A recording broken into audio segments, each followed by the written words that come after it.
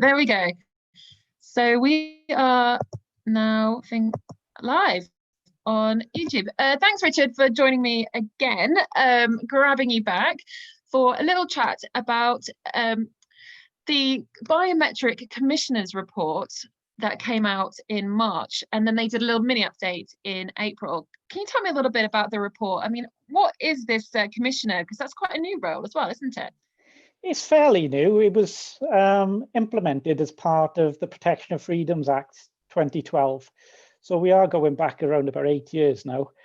It was brought in, well, the actual legislation was brought in because there were cases at the European Courts of Human Rights regarding people's DNA and fingerprints.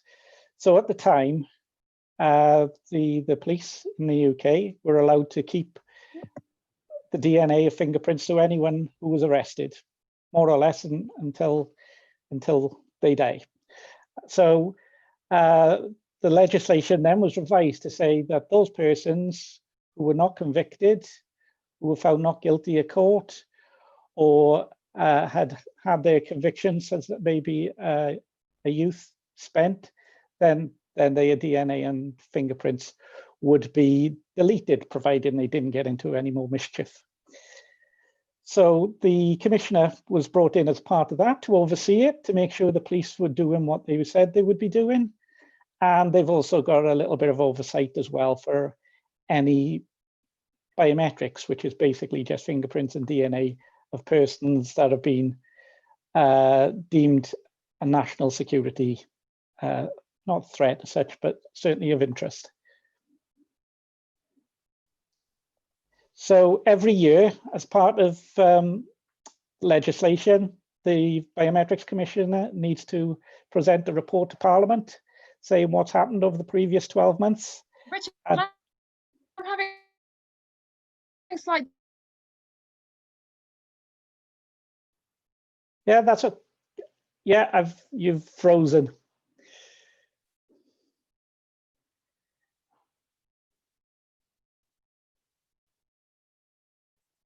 Well, I'll just continue anyway. Like I said, the Commissioner presents a report to Parliament every 12 months, just saying what they've been up to, what their concerns are. Sorry about that, Richard. I think I've just dropped in and out because my internet seems to be a bit difficult. That's okay. That's understandable. Everyone's on the internet now. So I mean, there's only bits and pieces that I got from that. So obviously, I know you mentioned about the commissioner and why that they were brought on and the role. 2012 is quite a long time ago in the terms of everything's happened so fast in these couple of months. What have you seen like the benefit of that role since it came into force? I apologise if you've already said it. My internet was playing up. That's okay. So the benefit certainly is the oversight. It sort of bridges that gap between the police and Parliament. So the Commissioner is working independently to be able to oversee the police to make sure that they're obeying by the letter of the law and the spirit of the law. And every year then they need to report back to Parliament by writing their own report.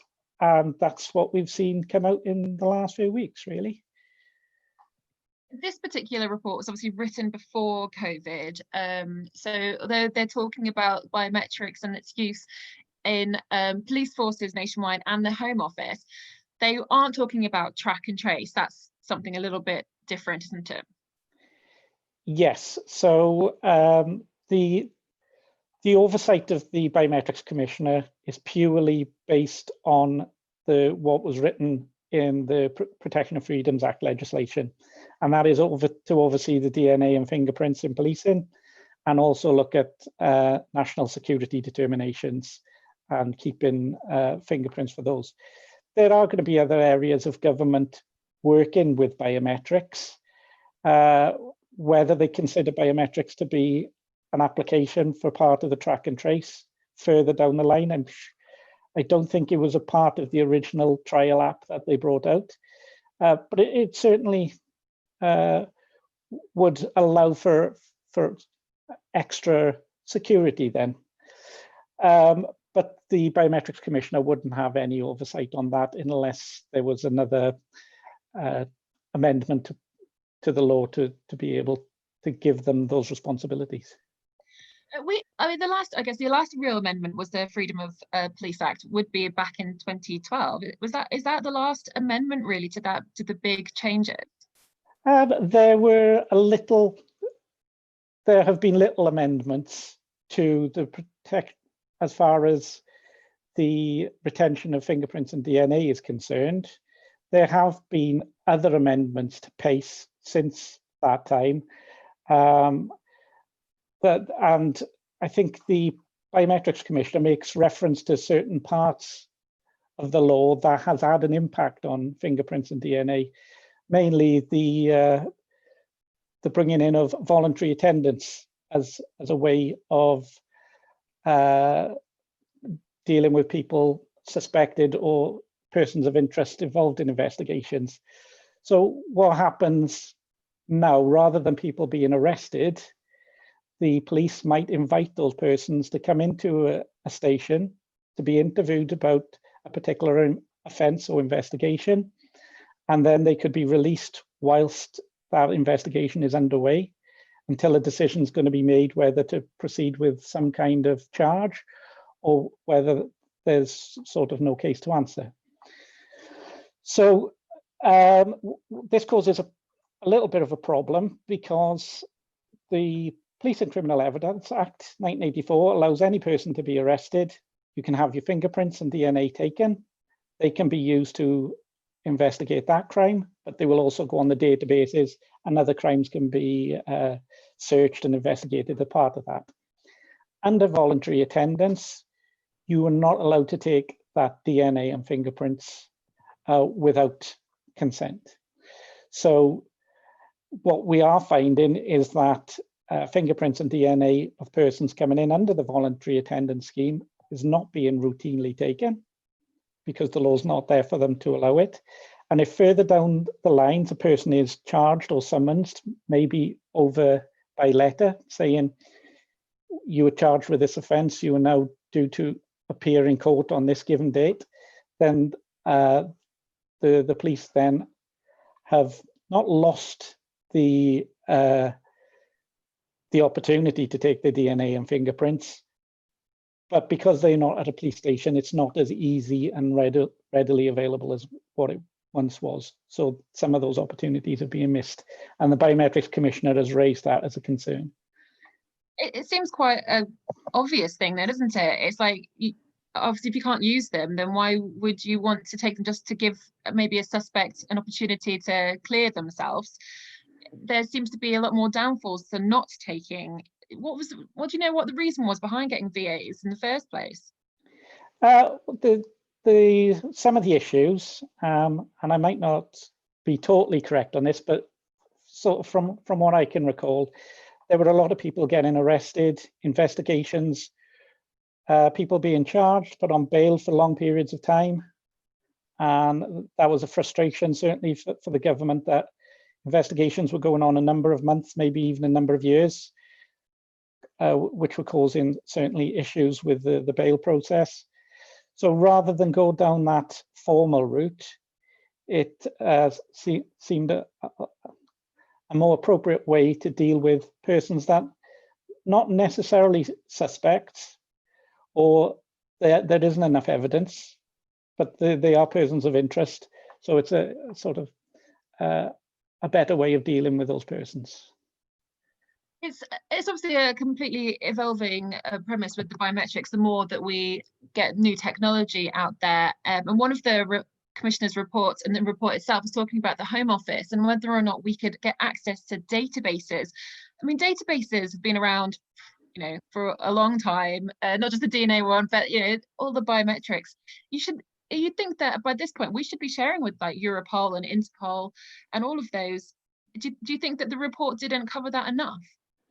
I've just seen some of the elements of the report, and we do share fingerprints and DNA with our partners abroad in Interpol and Europol. There are agreements in place. We have the Prüm agreement which has been adopted throughout Europe, and from what I can gather, will still be adhered to even after Brexit, which allows us to access biometric databases across Europe and also give our European neighbours access to our databases, therefore keeping the whole of the continent as safe and secure as they can. Well, we hope so. Yeah, fingers crossed. One of the issues with databases was the armed forces, because obviously in war-torn areas, taking prints and taking DNA and then hasn't actually come together in a proper database that we have access to, which could potentially, if we did have some kind of access to a database like that, could stop a lot of illegal people coming into the country that have potentially done crimes in other countries. I mean, do you think that we're missing out something here, or is that something that's going to be taken away from our human rights? No, so in terms, again, the military side of things does not sit within the remit of the Biometrics Commissioner anyway. The military have their own biometrics people. They liaise with any allies that they have, and they're able to share information through agreements quite freely between each other. Where the difficulties, I think, what the Biometrics Commissioner is talking about is when there are going to be overlaps. So what you can't have necessarily is that information being mixed up in any way, and you've got to make sure that the right people with the right access has got to the right information. I think that's obviously the case in most of these. You don't want to end up, not being able to take someone to court because there's been a paperwork issue back in the day, which is always a pain in the ass, for sure. And I know that there were some confusions in the report. I think Baroness, I've forgotten her surname, and I apologise, Baroness. She said that there were some concerns about the public's perception of biometrics. What do you think of that? Yeah, so I think you're probably referring to Baroness Williams, is it, of Trafford? That sounds like an easier name to remember. Well, the public have different perceptions of biometrics. They see fingerprints and DNA primarily as a law enforcement tool, and biometrics can be used in a lot of other areas of daily life, and they have loads of other benefits. So I think there needs to be a distinction made between biometrics itself and its law enforcement capabilities. So maybe she was referring to that because I think we mentioned it on our previous chat, that there are a lot of ethical and moral issues regarding biometrics and who holds information, whether it's your face, your DNA and fingerprints. So there does need to be an education publicly to be able to reassure both the public and any concerning civil liberties groups. Yeah, I think that's really a valid point that you're making that distinction. I've spoken to a number of people in this Rona times, and they're saying, oh, they're so glad they can wear masks because that means that their faces won't be shown, and they're worried about facial recognition. These same people obviously are checking in pubs, in parks. It's kind of that people don't mind giving themselves away, but they don't like it if it comes with the police force overseeing it. Yeah, absolutely. And again, lots of different people have different views. Some people get reassured the fact that the police are able to identify certain elements at specific events. But yeah, there needs to be an oversight and a balance to it, definitely. Obviously, we're going to get more probably from that report because it's still got to go through Parliament, and there's going to be probably some adaptations. I know the latest update was in April, which is already, what's July now, and that was just talking about coronavirus. So let's, I guess, wait and see. But another big thing that you wanted to have a little chat about today was it's 25 years of the DNA database. Yeah. What's obviously you've been around since, you know, dealing with the fingerprints aspects for years. Have you got, when was your first acknowledgement with the DNA? Like, what was your big case where both of them databases came together? Right, I'm just trying to think if either have complemented each other, or has it been a battle almost to see who's the best. So I came in, I was just doing a bit of research really on another matter this week when I realized that, well, the National DNA Database was set up in 1995. So that's 25 years this year, and I haven't seen anything mentioned anywhere to say, oh, wow, this big milestone has been achieved. And I started working for the police back in 1993 and in forensics in 1994. So then that's in 1994, the legislation was passed to be able to allow the government and the police to create this national DNA database. And there was a lot of excitement and a lot of investment being put into policing to make this a success. Because up until that point, DNA had still been a way of identifying criminals for probably 10 years or so previous to that. But you would only be able to get a match if DNA was found at a scene and you had a suspect to be able to compare them one-to-one. So by the creation of this database, much the way that they do with fingerprints, if somebody's arrested for an offense, then the police can take their fingerprints. And if their DNA is not on record as well, you can take a copy of their DNA. That database is built up over years. And I think from the previous figures, again, which was just recently released, 6.5 million people are on the national DNA database. And that allows any DNA found at a crime scene to be searched speculatively to see if it matches anybody on the system. So it's been an incredibly powerful tool.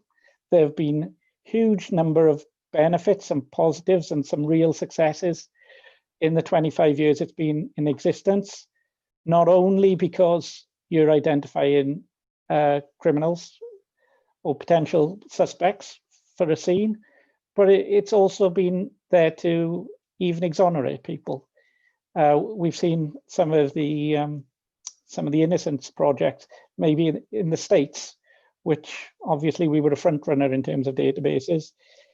They've managed to release people who were wrongly convicted for offences based on DNA evidence. In this country, we've done cold cases going back decades because we've hung on to evidence that were found at crime scenes going back, and finding DNA and solving crimes much later down the line and getting people the justice that they weren't able to have back when the crime was originally committed.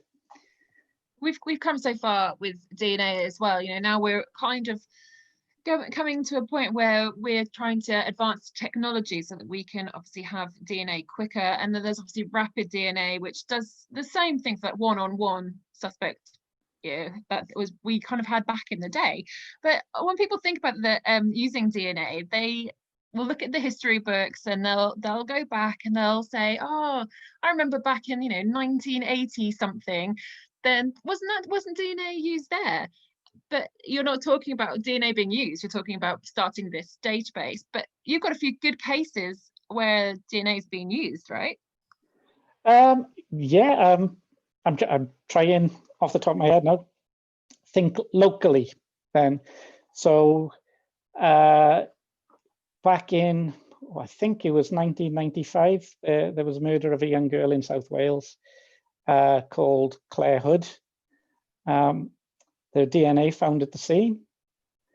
The police didn't have anybody matching that person from the search on the DNA database. And what they conducted then is something called a mass screening exercise. So they get the local population. They believe the suspect might be local and might have been known to the victim. And then they conduct a DNA exercise of getting the DNA from all the local residents and checking that against the crime scene until they finally came across a match. And there was fingerprint involvement in that particular case. I can remember working in South Wales Police at the time of the screening exercise. So for every DNA sample that they took, they also took a fingerprint sample, not because there were particularly any fingerprints to be looked at against the crime scene, but because the first case of DNA going back to Leicester, that was a mass screening exercise. And what happened is that the perpetrator persuaded one of their friends to give DNA on their behalf. So by taking their fingerprints, you can make sure that the DNA hasn't been duplicated and that it relates to everybody that you expect it to relate to. So it just gives that added bit of security. So I guess that is the case where DNA and fingerprints have complemented each other. There was another case in South Wales, the murder of a prostitute, Lynette White, going back. I think that was a 1980s offence. There wasn't any DNA from the original case that I know of. They may have been. But what happened is that 3 persons were arrested and convicted for the offence that always pleaded their innocence. They finally got released on appeal. A cold case review was done. They went back to the scene of the crime and managed to recover DNA from underneath paint on, I think it was on a windowsill. So DNA had lasted at the crime scene for quite a lengthy period of time. And there they managed to get a DNA hit, not because it matched to anybody on the database directly, but they were able to do something called familial searching. So find people with similar DNA and see whether you could then find potentially a match with somebody in their family. That kind of investigation, it takes up a huge amount of resource for policing to be able to go down that road. And again, it's probably one of the front runners now. We're starting to see, certainly in the US, genealogical DNA databases being searched and potentially matches being made. The Golden State Killer, that was the big one, was caught due to DNA being searched on these public access DNA databases. Although wasn't that one was done by a couple of housewives, wasn't it, rather than the police force? I think that started that one off. No, I actually think the police set up their own way to do that. But you probably are getting sort of private individuals doing their own little investigations. Obviously, they don't have access to DNA from crime scenes or anything, but we're seeing almost a different element to forensics, this sort of forensic genealogist. So using what people usually do to find their own family trees, now to be able to do a little bit of investigating and find out potential murder suspects. There is a slight worry, though, isn't there, with the vigilantism of people trying to do something themselves. Say, for example, if they had a child that was born from rape and then they wanted to do a familial research that way. I mean, I'm not saying that everybody will do that, of course, because that's a lot of effort, but I'm sure there are going to be some cases where that's going to come into play and potentially lead to some serious incident. Well, DNA can open a lot of different wormholes. For instance, I'm going to be doing my own DNA for my family tree. You are relying, I've done a lot of my family history anyway. I've made assumptions based on the truthfulness of birth certificates and things that everybody in my family has been honest and and faithful, but these sort of things can drag into, you know, family secrets. And I've been I'm intrigued. watching. What might the Case family secret be? I don't know. Hopefully, there's nothing too scandalous. Mm-mm. But for instance, I've just been watching Long Lost Family during lockdown, and they've done a special, almost a DNA thing on foundlings. So children that have been abandoned when they're babies, now they have the ability, using these DNA facilities, public access ones, to be able to track down potential relatives, and therefore uncover something that wasn't really possible just a number of years ago. And I mean, that could potentially open a box of worms, couldn't it? It does. It's very emotive, but you know, you've got to, again, it's balance the benefits with the kind of hurt and things that it's going to potentially generate. To be fair to Long Lost Family, they did it very sensitively, as you can imagine. That is positive. I mean, I have a similar story of someone in my family. I shan't say which side of the family. It's not the Isaacs, so that's one thing. It turns out that one of our family members like gave away a couple of her children, and one of them was the next door neighbour, and the rest of the family didn't know. And it only came to fore not because of DNA; it was because of a genetic disability. And you know, when they finally found out after she'd long passed, it was a bit of a shock. And obviously she didn't want that child, and I can't imagine what that would have happened if she had been alive and they'd found out.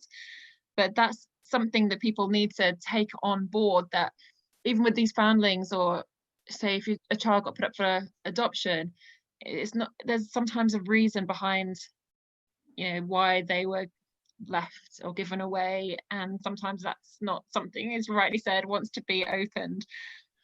But there's other positives, isn't there? I mean, as I said, you might have come across it, you've got some like extra siblings somewhere along the line. I've got enough as it is. Big Welsh family, eh? It's yeah. I got 4 brothers and 2 sisters, so I don't necessarily need any more.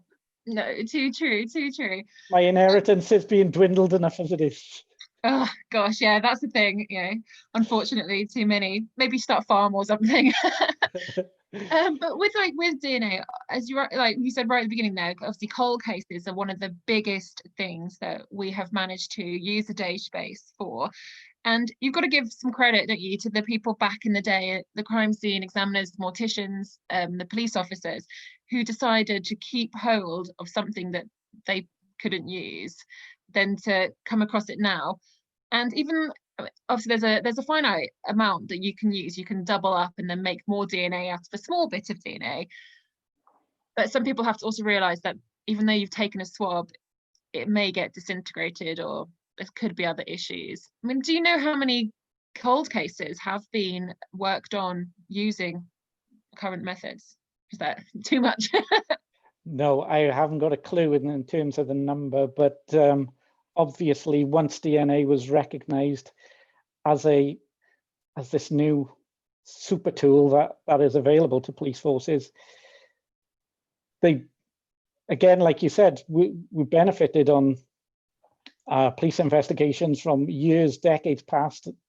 All the evidence was hoarded and given to the Forensic Science Service, who had these massive archives full of material, and it allowed police forces then to just go through their books and to see whether there were any opportunities there. And not just that, you would have had the families coming forward. They would have seen all these cases on the media, thinking, right, if you've got a success in theirs, is there something that you can do with our case? And not only that, you've got to remember, even since the database was implemented, the actual technology has grown vastly since that time. So even if you revisited a case back in 1995, where you would have needed quite a large biological sample to get a DNA. And now you can get much smaller numbers, sort of like you referred to. So you might be revisiting these cases time and time again, but in some circumstances, then like you said, there might be only a very small amount of DNA that degrades over time. It's fragile, it can be contaminated. So you've got all these issues to contend with. But yeah, take my hat off to all the people that have worked in the forensic service providers, the National DNA Database, police forces themselves, to have the will and the sort of determination to make sure justice is actually served, even if it is much later down the line. I did think, yeah, the forethought there, you know, brilliant. I mean, but I have to say, like on the opposite side of that, when I used to go out to crime scenes, people would make me take samples of poo, like way too much, because they knew that they could get mitochondrial DNA. And even though even back when I was, you know, CSI, it's a very small sample, because once it goes through your system, it's not like a pure DNA that you get from a bit of blood. But because they'd seen it on some telly somewhere, they were like, oh, but he's gone to the toilet, can you not take it? And I'm like, I am not a nurse, I don't want to be dealing with people's gross excretions. And it's usually, I mean, nothing against these people, obviously they were, you know, worried, but it was usually burglary or something quite small, and then the offender gets nervous and would go to the toilet. And actually, weirdly enough, it happened way too often. And they never flush either. They just never flush. I guess because maybe they're like waiting, they want to wake someone up or something. Yeah. But yeah, sometimes part of the job is super gross. But sometimes, obviously, we're going into poo way too much here, but there are an element that do excrete blood on their feces as well. So you can get full DNA profiles of feces now and again. And for anybody who doesn't know what mitochondrial DNA is, it's just one element of your DNA, which will only refer back to your Y chromosome. So your maternal side, it's not a full, so you don't get a full DNA profile or full sample from it. But you do get some kind of sample though, don't you? Oh, great. But obviously, as we keep moving forward, and you know, I mentioned it a bit earlier about like rapid DNA and how a lot of police forces are now trying to bring in technology that allows quick turnaround. Do you think though, because you know, I think it's really great, I think it's really fascinating that we can do this with technology, but there's part of me that worries that we're only going to focus on potentially one or two suspects at a time, and we might lose all of that skill because we're trying to get things done too quickly. Do you think that maybe we are going too fast with our technology and not really considering the consequences? Well, rapid DNA itself has come on leaps and bounds in years, and there are pieces of technology that will say that they can get a full profile and can be searched against the DNA database. So it's not necessarily, when rapid DNA was first brought out, you would only get maybe 4 or 5 alleles, and maybe the sex of the person. So you could only do maybe a very limited comparison with that information in a short space of time. But the technology's moved on, and now it seems to be that you would have samples which are compatible with DNA 17, which is used in our country on our database, or CODIS in the United States. So the technology's there, and if you can get a good, quick turnaround, then that will only benefit the investigation. Going back to the early days of DNA, then to get any kind of result could take probably up to a week, unless you requested some kind of fast turnaround, and then potentially a few days. So technology has moved on. And yes, it's going to be incredibly beneficial. And yeah, watch this space and see what happens. Again, that sort of technology isn't cheap. So it's not the type of thing that a CSI is going to have in the box of tricks.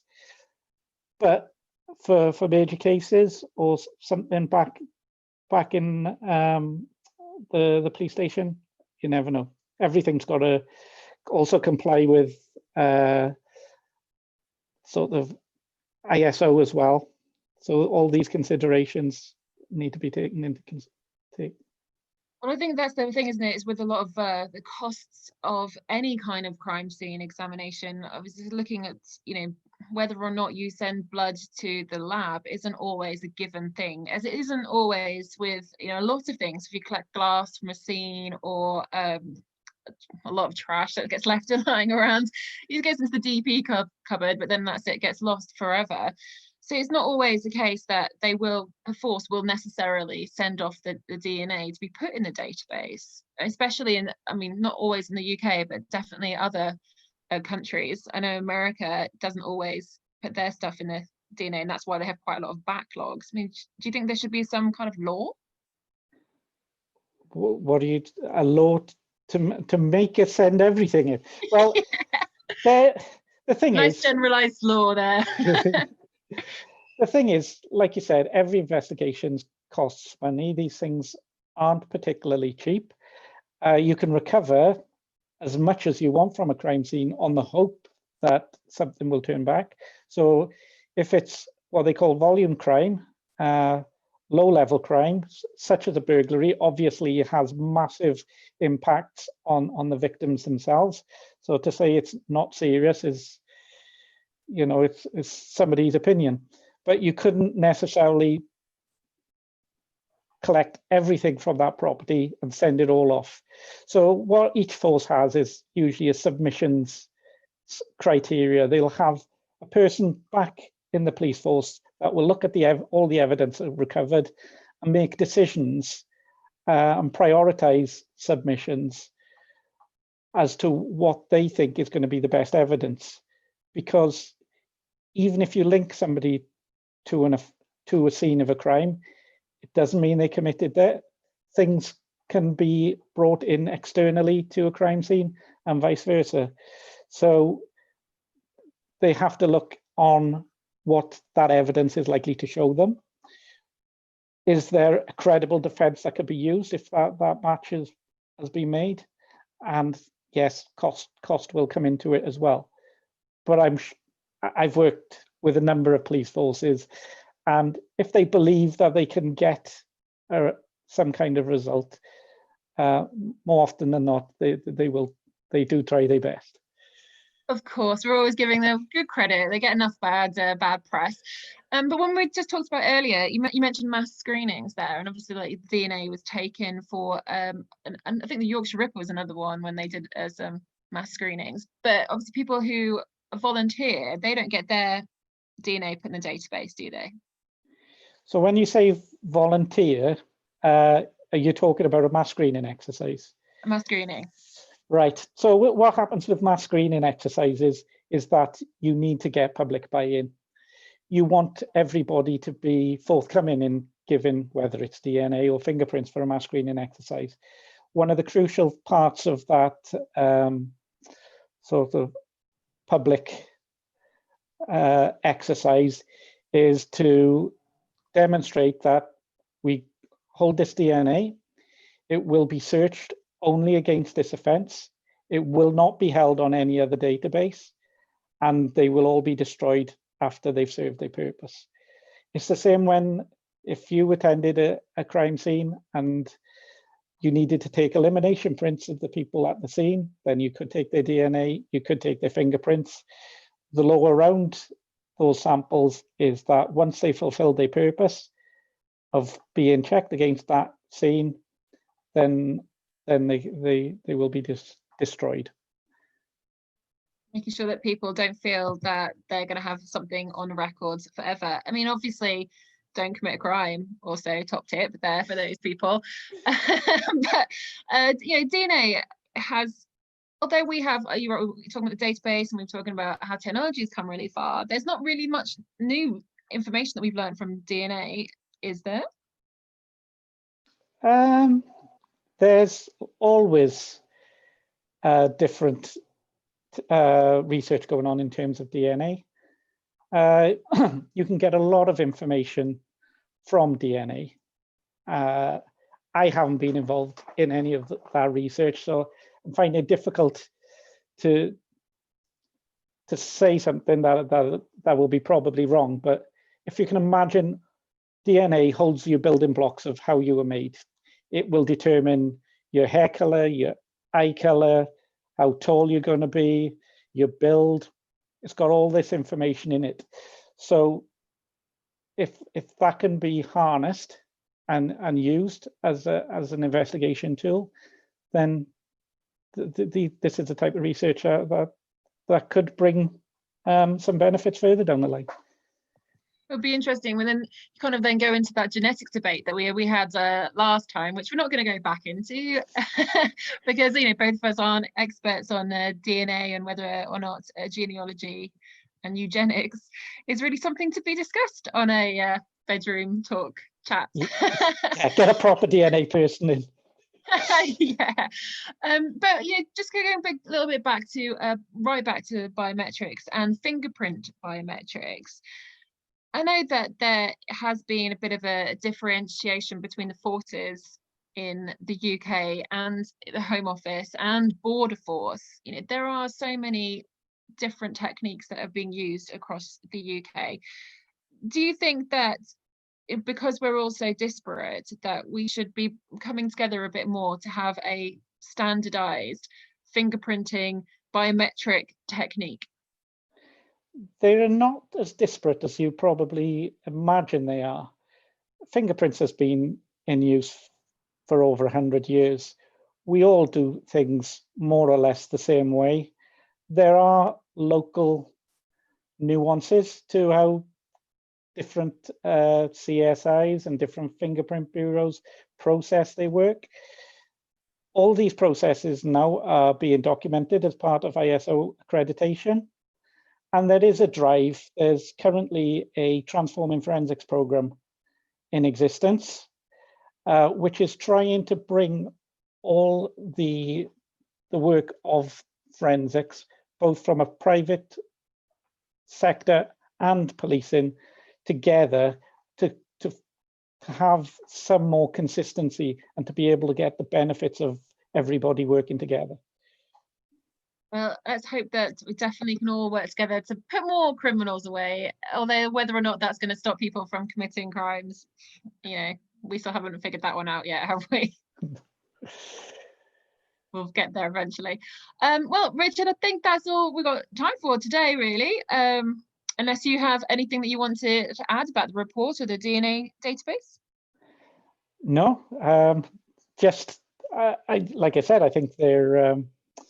If anybody wants to read the annual report for the Biometrics Commissioner, that's fully available on gov.uk. Just search for Biometrics Commissioner. It's an interesting report. Get some good background information, especially if you're looking to go into to policing for forensics. And again, the National DNA Database has just in the last few weeks published their latest facts and figures about the database, how many samples it holds, and the kind of work that it does. And all this information is on the gov.uk website. And I'd encourage anybody interested in forensics to have a little look. And hopefully they'll give us another update as well, I'm sure, going forward with what they're doing, potentially with the other track and trace options. As they've mentioned in April, there's got to be an update soon, I can only imagine. Everyone's working on something, aren't they? Well, thank you so much for your time today, though. It's always very interesting. I look forward to the next update. Yeah, it's been nice to catch up. Well, take care, and I'm sure we'll speak again soon. Oh, for definite. See you soon, Richard.